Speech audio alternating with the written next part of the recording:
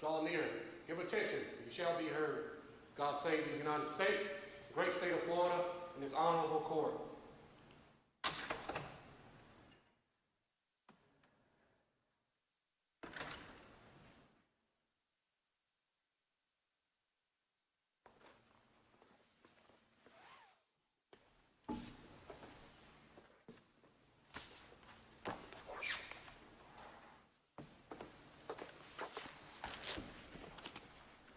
Ladies and gentlemen, the Supreme Court of Florida, please be seated.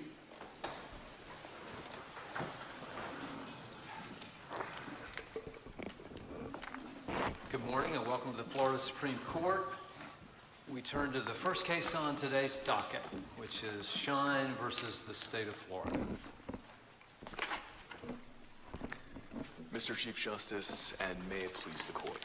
One of the guiding principles of sentencing under the Criminal Punishment Code is the broad discretion imbued in our circuit judges to hopefully reach the right outcome in each case. But in two ways, the Third District's decision here curtailed that discretion. First, the sentencing court, looking at the totality of the circumstances, concluded that the very same concerns for drug rehabilitation that animated the original downward departure were still present later and warranted a second departure. Under your decision in Frankie's, that was a valid exercise of discretion, and yet without even citing to that opinion, the Third District reversed the departure. Second, in Frankie, didn't we say that the judge had to say something more than just the fact that that was the downward departure to begin with? Yes. So what more can a judge say than that? Justice Labarga, in this particular case, the judge not only pointed to the fact of the original departure, he then assessed the totality of the circumstances in writing and wrote that the new departure would address my client's demonstrated need for drug rehabilitation. He said that there would not only be a lengthy period of incarceration, but also residential inpatient treatment. If the original offense was a drug-related issue, yes, then I can see where a judge can say the violation, in your case, involved him testing positive to some cannabis product. Yes. I can see a judge saying, well, let's continue with that because we're talking about long-term treatment and that type of thing. But what happens if the original offense, say, was non-drug related, say it was a robbery, and now he reoffends because he tested positive for something? How is that in line with the original thought for the downward departure? Well, I can tell you what motivated the parties to reach the original plea agreement and the original departure was concerns about my client's drug rehabilitation, and that's why they originally agreed to 6 months jail followed by 3 years of drug offender probation. So that was their agreement, and then when my client later violates by testing positive for drugs, it is within the sentencing judge's discretion to look back at that and say, I still believe that that is a consideration that's present in this case, and here's how we're going to try to fix the problem and address it going forward. And I think effectively what the judge did here was realize that the path to recovery for recovering drug addicts is not generally linear. It's a bumpy road oftentimes, too often. And so what the judge did was reassess the facts of the case, updated his discretionary calculus, and still concluded that the original concerns were present and another departure was warranted. And that's perfectly appropriate under the framework that you laid out in Banks, which says that as soon as under step one, the judge reaches the conclusion that there is a valid mitigating factor, and in Frankie's you said the fact of the prior departure, that counts under step one. It goes to step two, at which point it's essentially doing an in-range sentencing calculus where it looks at the totality of the circumstances and has to make a decision about what is presently the best sentencing outcome given this particular defendant in the particular set of facts. And that's, I think, what you have here. We not only rely on your decision in Frankie's, but we think that there is actually a textual basis for the outcome that you reached in Frankie's, and that's twofold. Number one, and I think most significantly, the text of the probation revocation statute, 948.06 subsection 2b, indicates that if a judge revokes an offender's probation, he then is authorized to impose, quote, any sentence which he might originally have imposed, any sentence he might have originally imposed. So because at the time of the original departure, a departure was an available sentence, at the time of revocation, that was still available to him. He just had to exercise his discretion. And under Frankie's... But the problem with that, it seems like if there's been a change in the circumstances, I'm having a little trouble understanding how something the state agreed to begin with is still something that is would fall within the scope of that when the state no longer agrees to it. Because it's all predicated on the state's agreement, right? Yes. I think that's right. That's there in amber, always and forever, and still available, no matter what happens subsequently.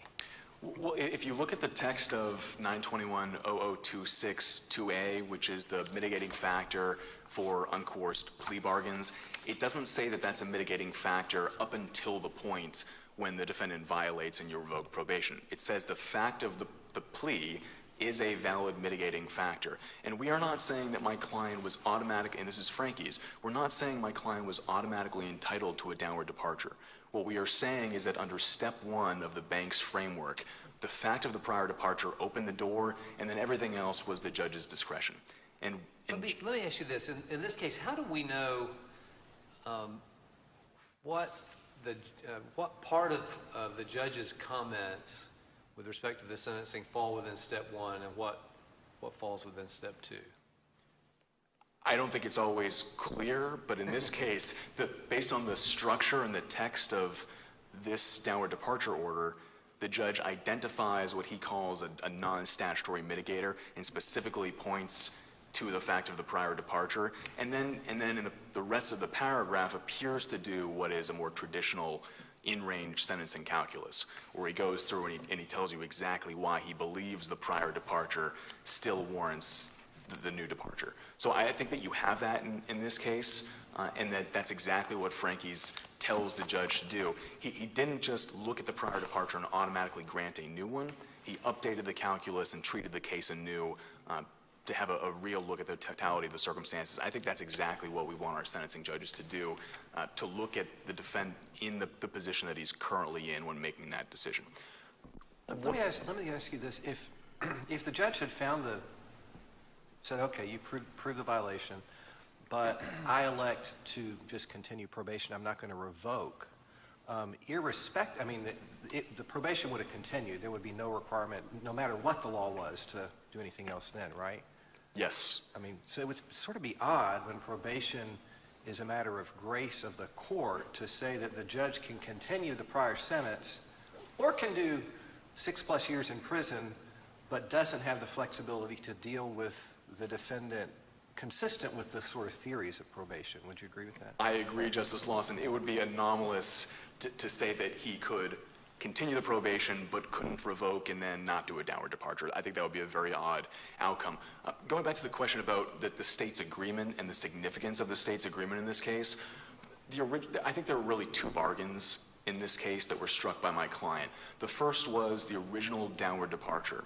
My client's consideration, what he offered to the state, was a guilty plea.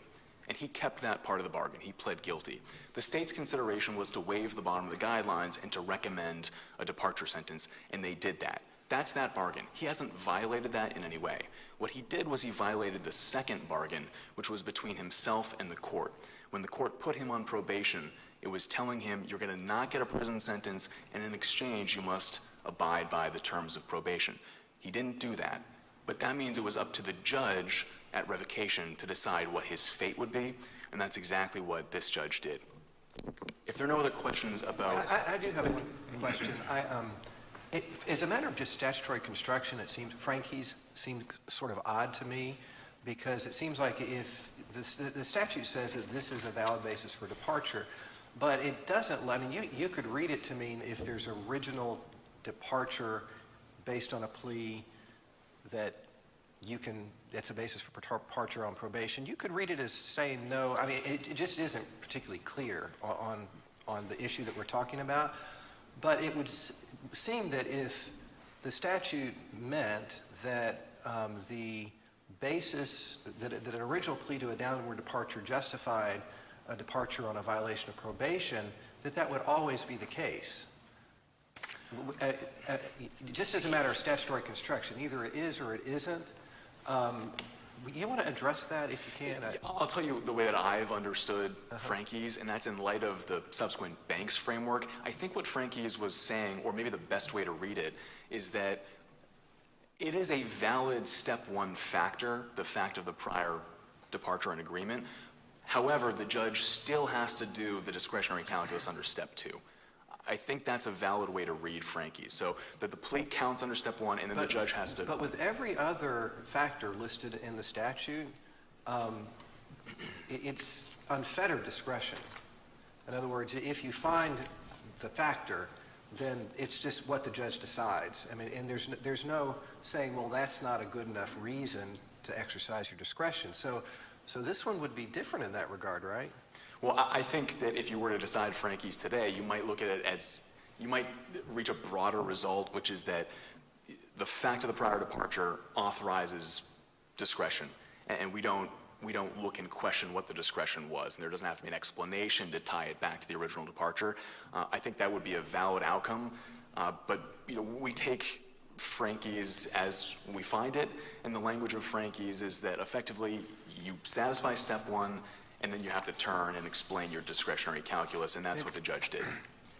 It seems like the downward departure pleas fall into one of two categories in my experience.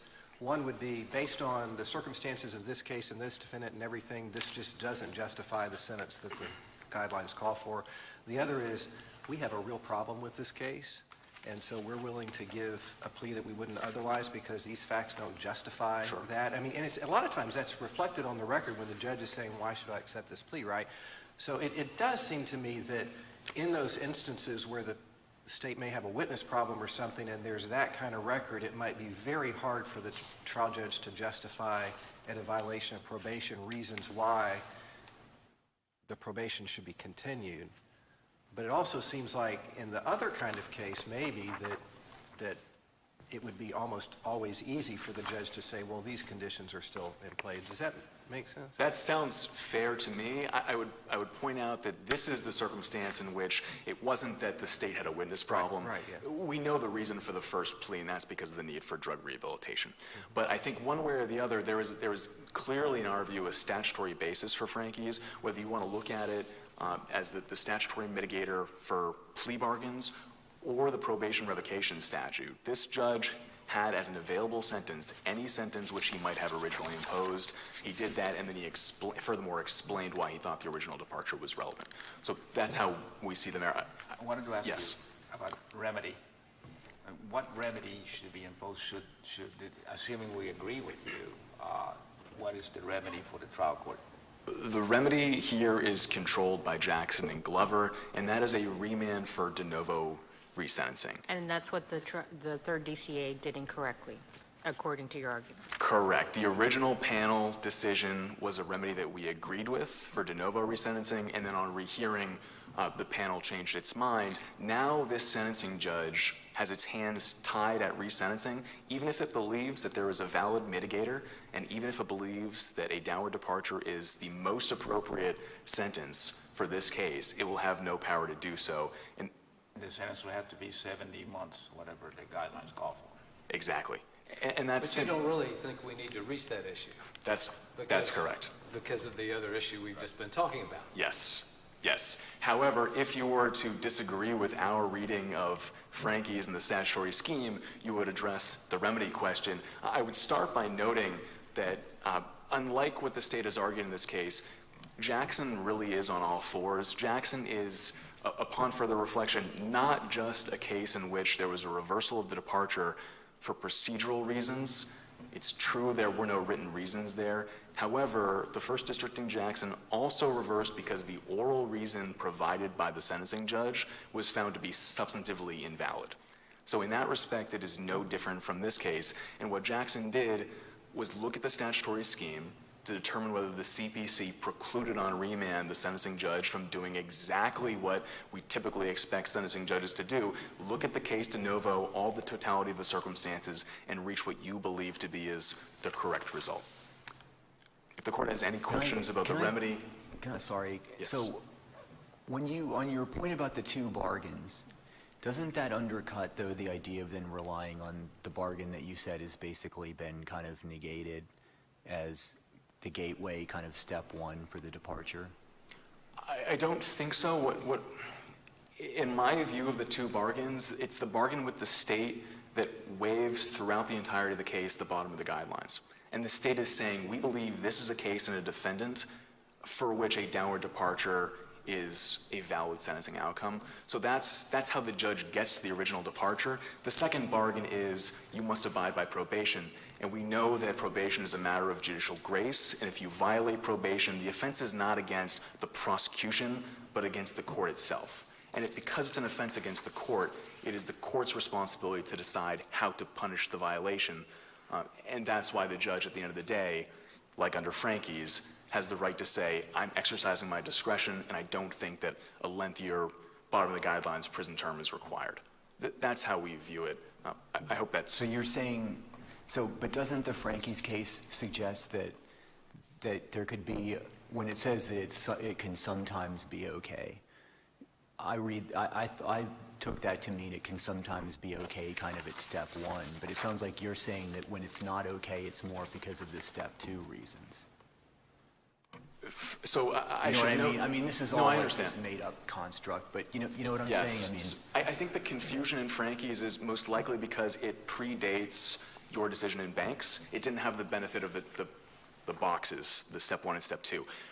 The way that we have understood Frankie's, though, it's essentially a precursor to that two-step framework where the reason that it is sometimes appropriate to depart, which is really just saying it's a valid factor, is that under step two, the judge is not required to automatically depart. He has the discretion to decide, is that still the proper outcome for this particular defendant under these facts? and in this case, the judge gave several reasons, and do you agree that some of them were not valid, the ones about the sentence being too harsh and that sort of thing? I mean, really, if absent the sort of drug rehabilitation Right. part, do you agree that the other stuff would be error? I think that if they were the standalone mitigating factors cited by the judge under step one, that they would be problematic. And we wouldn't be here raising that claim. However, as soon as the judge identifies the valid mitigator, which was the prior departure, it then has to do a much broader calculus under step two. And at that point, effectively, as soon as step one is satisfied, in our view, the bottom of the guidelines becomes 0 months. And what the judge is doing is exercising in-range discretion from 0 months up to the statutory max. And we know that in-range discretion, it's perfectly appropriate for a judge to consider things like the harshness of the sentence or a need for drug rehab. So that's our view. Step one is satisfied, the bottom of the guidelines no longer exists, and you do in-range discretion, and really everything is on the table except for those few either statutorily or constitutionally impermissible factors like race or remorse. Those things you couldn't do, but everything else is just in-range discretion. For those reasons, we're asking that you reverse on either of the issues. Thank you so much. Thank you.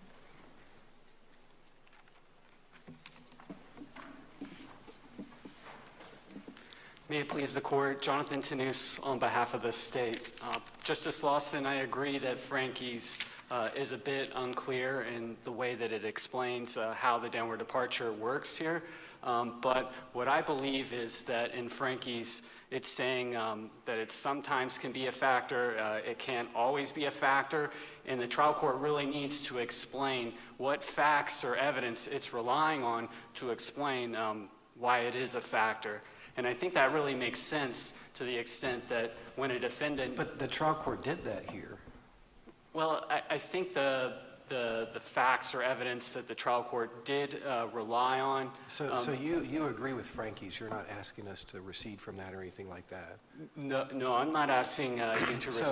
So if there was a plea to a downward departure here, and so under Frankie's, that justifies a downward departure as long as there's a reasonable explanation as to why the judge thinks that that should be true.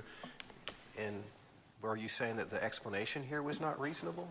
Well, what I'm saying is in the normal course with the downward departure, all the judge has to do is list the factor or ground that they're relying on to justify the departure. But what sets Frankie's apart is that it says it's not always, it's not never. And so what it's saying that the trial judge is supposed to do is to explain in writing what facts or circumstances surrounding the performance of the defendant under the agreement would justify the prior breached agreement for a new mitigated sentence. And so I asked my question, Mr. Sousa, to give you time to think about it really, because to me, Frankie's does make sense when you consider that there are pleas to downward departure where the problem is the state's proof. And that may be reflected on the record. And it would seem like in a case like that, that would be a rare instance where an appellate court could say, well, that just is an abuse of discretion. If all you do is say there was a plea originally and the record reflects that the guideline sentence was fully justified but there was a proof problem, then, and I can't think of another downward departure in another situation where that might be true. So in light of that sort of weird fact about the two ways you get to a downward departure plea, doesn't Frankie's make sense? So I think, you know, here the problem is as well is that this is actually a new ground. We're not relying on the old ground. And there's specifically in the statute that says that drug addiction or substance abuse is not a mitigating factor under any circumstance except for drug offender probation. And I understand that drug offender probation was part of that initial agreement, but that was an agreement between the defendant and the state because the trial court was not allowed to offer probation without the state's consent. The drug offender probation must have 60 sentencing points or less, and here the defendant was well over those 60 points. And so, I mean, the nature of probation is that it's within the trial court's grace. I mean, that is just so clear in our law. And if the state originally says, okay, this is a deal we're willing to take, and the defendant agrees, we're willing to put this defendant in this case in the judge's hands in order to do what judges do when they're supervising, when they're handling a probation case, wouldn't it be odd to let the state come back and say, no, we don't like the way the judge is dealing with this probation matter, and so we're gonna undo the bargain and say we're gonna take this back into our own hands? Wouldn't that? I mean, doesn't the state sort of give the right to object away at the time of the plea bargain when they say, okay, probation's going to be good? Well, I mean, yeah, I think we have to look at a discussion in Nickerson, which discusses this court's case in Segarra, where it basically says that once a defendant breaches or violates probation or breaches the agreement, the state is no longer bound to that agreement. And so, you know, I think what Nickerson was trying to do is look at that rule and then look at the statutory ground which allows for downward departures based on court's pleas. So, I mean, in this case, am I correct that the trial judge could have found a probation violation but could have just said, I'm not going to mess with the sentence, I'm going to continue probation? That is and we wouldn't be here. That is always an option, and they can always impose a term of jail time as well. It's just that this is a very unusual circumstance where at the time of Frankie's, actually, substance abuse treatment actually was a statutory ground that the trial court could rely on. So I guess at that time, if the defendant had brought this argument, I think you know, you have a pretty good argument. But since the legislature has told us that we just can't rely on substance abuse or addiction. When was that change made? Because I thought it was before this. You know, I think it was made after the code. I think Frankie's is 87, 88 decision. After Frankie's, but okay, yeah. Right, and so... let me ask you this. I mean, in this case, he was placed on drug offender probation. Am I correct? Correct. So he would qualify for that exception of the statute, had the judge mentioned it in his order. And I am reinstating him on probation, on sentencing him only to 40 months or whatever it is, because he's on drug probation. Correct. And the problem is that given this is a brand new downward departure, we have to look at 921-0026, and it specifically tells the judge that they cannot rely on substance abuse treatment or addiction, and the defendant didn't have the benefit of an agreement with the state at the revocation sentencing. But he was sentenced, I hate to use the word sentence when you put somebody on probation, but he was placed on probation, drug offender probation for 3 years. So he was on drug offender probation. Correct? Am I right? Correct. So had the judge just said in the revocation order or whatever, the sentencing order said, I am reinstating him or sentencing him to 40 months as an exception under the drug offender probation, then that would have been fine. Well, I think with reinstatement, they're strictly limited to jail time. So I think the 40-month sentence may have not been available. Again, the defendant breaches the agreement based on possessing drugs and resisting arrest. And, one of the integral provisions of the agreement is, that the defendant won't use drugs and will follow the law. And so I think this court's decision in Segarra really kicks in, and the state isn't bound by the agreement. The trial court isn't without the benefit of a state agreement to depart downward, and so it has to find other grounds to justify this new departure. And the defendant mentioned that if a defendant revokes, that we should consider that this is simply modifying what was initially agreed.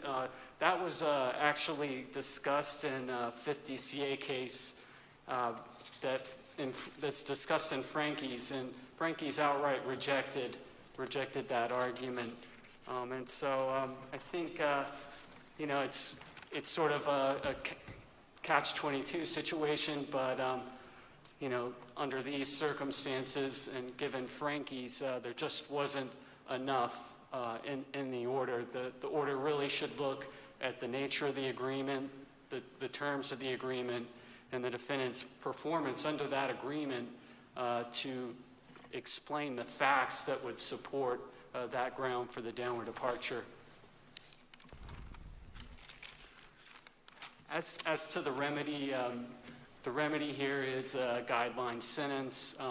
That's the remedy in Florida for the past 30 years. The DCA's uniformly applied that remedy before the CPC.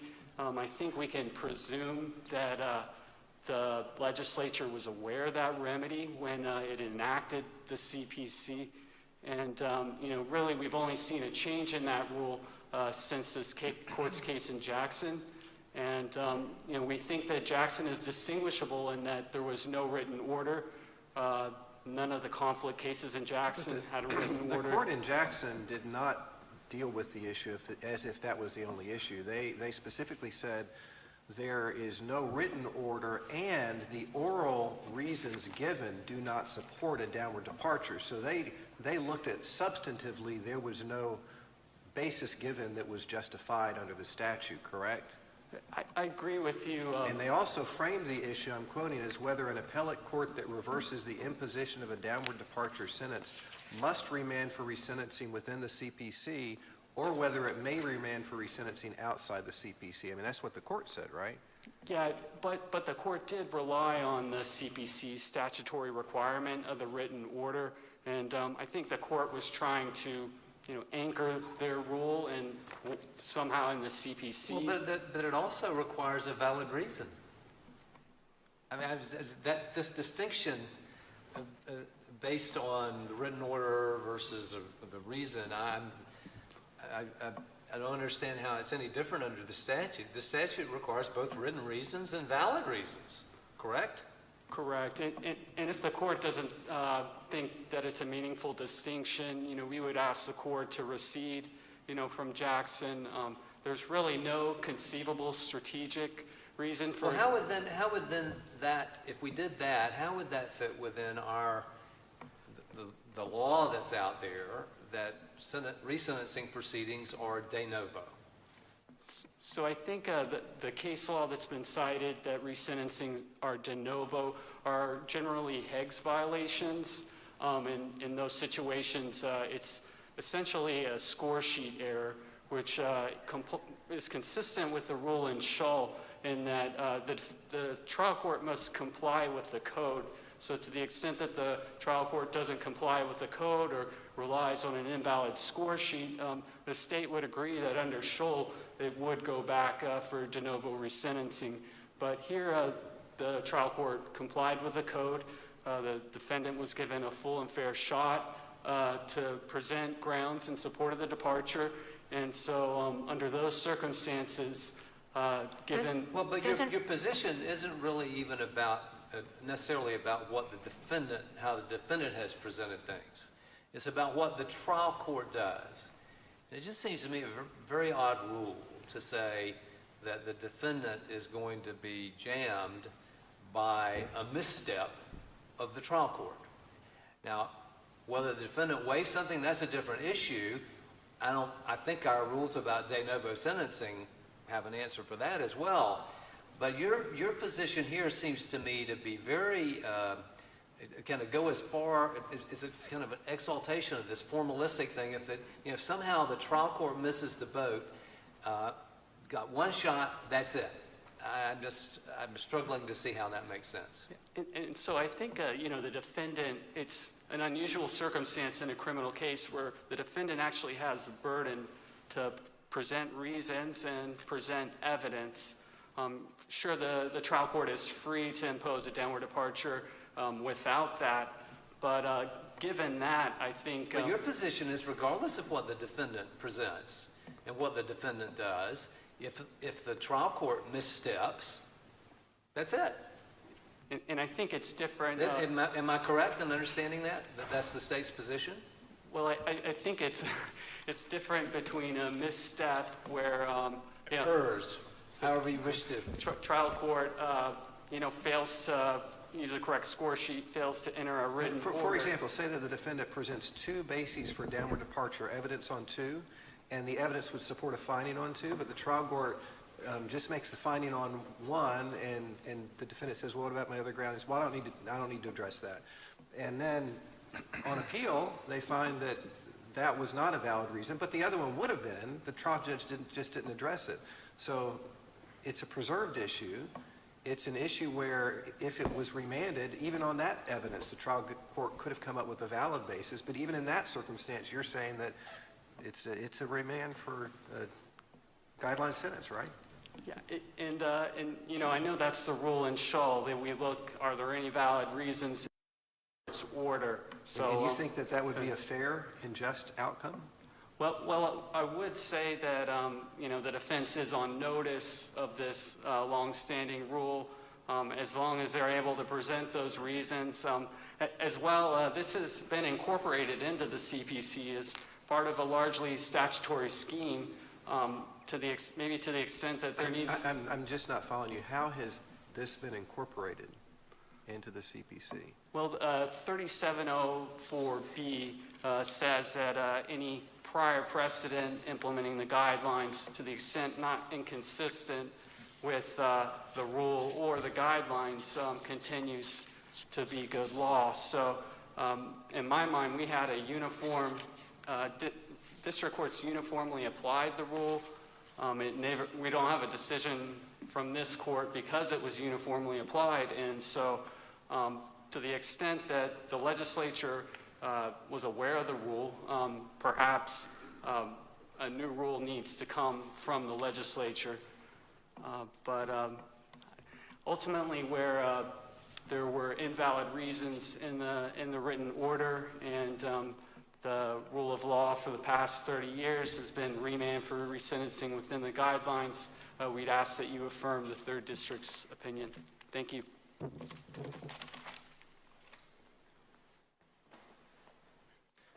I want to make sure that I've addressed all of your questions. But in closing, what I would say is the overarching principle that we think controls this case is that our sentencing judges have the awesome responsibility and the ultimate responsibility of arriving at what is the just and most appropriate sentence for every given offender under those set of facts. And where the parties have specifically put into issue drug offender probation. So, of course, subject to restrictions that the legislature has placed Yes. on the sentencing process. Of course, but when you have a case where via the prior agreement, the parties have put into issue this consideration about drug reform and drug rehabilitation, we believe that that is a valid consideration for the trial judge to take into account under Step 2 based on the prior agreement, and we have that, and under Frankie's, the departure was valid. Thank you for your time. Thank you. Thank you both for your arguments.